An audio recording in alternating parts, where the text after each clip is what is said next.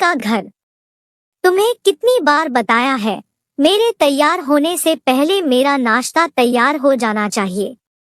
शादी के 30 सालों बाद भी मुझे क्यों बार बार एक ही बात बतानी पड़ती है? कविता, तुम्हें क्या है? तुम तो आराम से घर पर रहोगी, मुझे काम पर जाना पड़ता है। तुम हो कि हमेशा बेवकूफों जैसी हरकत करती हो। अगर तुम यह जानबूझकर करती हो तो याद रखना, मुझसे बुरा कोई नहीं होगा। आज भी राहुल का पारा चढ़ा हुआ था। इन कटु शब्दों में अपना गुस्सा उतारते हुए, गीला तौलिया कुर्सी पर फेंकते हुए राहुल गुस्से से कविता की तरफ देखने लगा। कविता के लिए बेवजह का गुस्सा कोई नई बात नहीं थी। वह महीने में 3-4 बार ऐसे ही कविता पर बरस पड़ता था। पहले कविता उसका विरोध किया करती थी, लेकिन जब कई सालों तक राहुल में कोई बदलाव नहीं दिखा तो कविता ने खुद को ही बदल दिया। अब राहुल के कुछ भी कहने से कविता को कोई फर्क नहीं पड़ता था। राहुल की हर बात वो चुपचाप सिर नीचे झुकाए सुन लेते थे। शादी के पहले 6 साल तक कविता ने पूरी कोशिश की थी कि राहुल को बदल जाए, लेकिन फालतू का गुस्सा करना और बाद में कविता को भला बुरा कहना, यह मानो जैसे उसकी आदत बन गई थी। कोई भी वाद विवाद होता तो राहुल सीधा कविता को बोल देता, अगर मैं तुम्हें अच्छा नहीं लगता तो क्यों नहीं चली जाती अपने मायके? क्यों रहती हो मेरे साथ? इतना सब कुछ होने के बावजूद कविता राहुल के साथ रहती थी क्योंकि उसे अपनी बेटी की फिक्र थी, और वह जाती भी तो कहाँ, अपने बूढ़े हो चुके माँ बाप को इस उम्र में परेशान करना वह नहीं चाहती थी। समाज और लोग क्या कहेंगे, यह भी तो उसे देखना था। वह इतनी पढ़ी लिखी भी तो नहीं थी कि खुद जाकर कोई नौकरी कर सके और अपना और अपनी बेटी का पालन पोषण कर सके। कविता को अब अपनी फिक्र नहीं थी। उसको फिक्र थी तो बस अपनी शादी लायक हो रही बेटी की। कविता नहीं चाहती थी कि पति पत्नी के झगड़े की वजह से सोनी डिस्टर्ब। सोनी की पढ़ाई पूरी हो चुकी थी, उसके लिए अब शादी के रिश्ते आने लगे थे। कई रिश्तों को सोनी ठुकरा चुकी थी। 2-3 महीने बाद एक अच्छा रिश्ता आया। रिश्तेदारों और पहचान के लोगों ने भी लड़के के बहुत गुणगान किए थे। राहुल एक शाम अपनी बेटी के पास बैठकर उसे बताने लगा, सोनी बहुत अच्छा लड़का है, पढ़ा लिखा है, बड़ा घर है, बहुत अच्छी नौकरी है। ऐसे रिश्ते बार बार नहीं आते बेटा, इस बार मना मत करना। सोनी अपने पिता से ज्यादा बात नहीं करती थी। शायद डरती थी या शायद नफरत करती थी, लेकिन आज वो अपनी पूरी हिम्मत इकट्ठा कर बोली, मुझे अभी शादी नहीं करना है पापा, मैं नौकरी करना चाहती हूँ, खुद अपने पैरों पर खड़ी होना चाहती हूँ। हाँ तो उसमें क्या बड़ी बात है? मैंने लड़के से बात की है, वह तुम्हें किसी बात के लिए नहीं रोकेगा। तुम शादी के बाद भी नौकरी कर सकती हो, वह तुम्हें नौकरी के लिए परमिशन दे देगा। राहुल बोला, मेरा नौकरी करना या ना करना उसकी परमिशन पर क्यों डिपेंड रहेगा पापा? सोनी ने पूछा। मैं कह रहा हूँ ना, तुम्हें किसी भी चीज की कमी नहीं होगी वहाँ।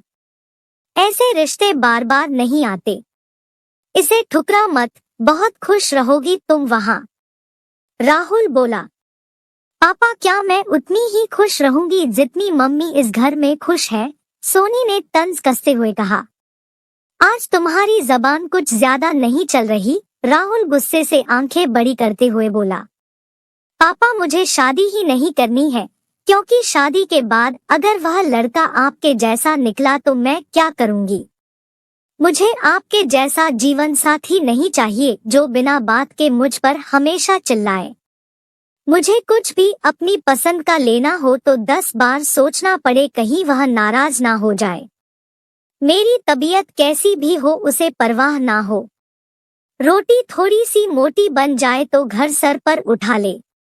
उसकी चेक बुक ना मिले तो भी मेरा ही दोष निकाले, और हर छोटी मोटी बात पर मुझे मायके जाने के लिए कहे। सोनी ने अपना दिल खाली करते हुए पापा से सब कह दिया।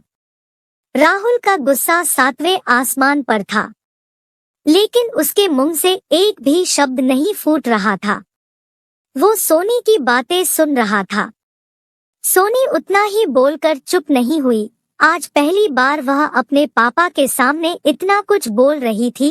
पापा, आपने माँ के साथ हमेशा गलत व्यवहार किया है। आप अपने ऑफिस का गुस्सा बिना सोचे समझे माँ पर उतार देते हैं। कभी इस बात की परवाह भी नहीं करते कि उन्हें कैसा लगता होगा।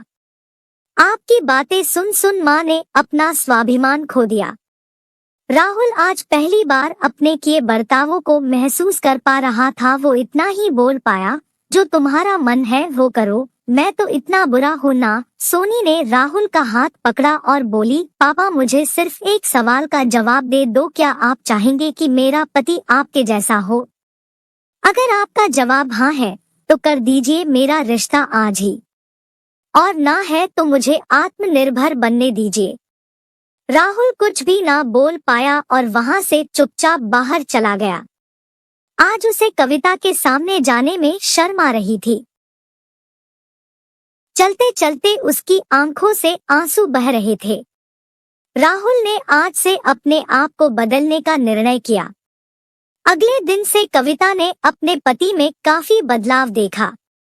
वह सोचने लगी कि जो हिम्मत सोनी ने दिखाई है, वह हिम्मत अगर मैं पहले ही दिखा देती तो शायद आज परिस्थिति कुछ और होती।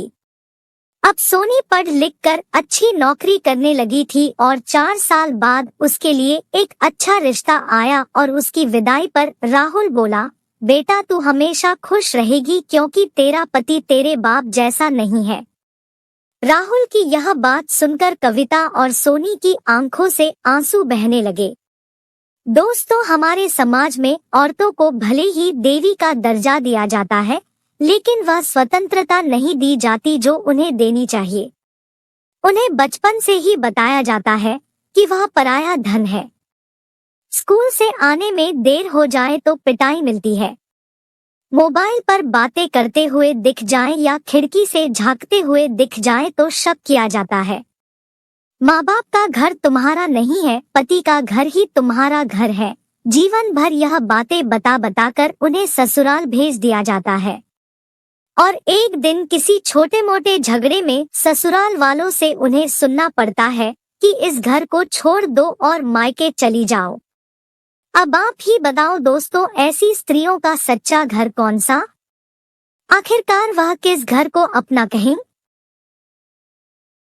कहानी अच्छा लगा हो तो एक लाइक अवश्य करें।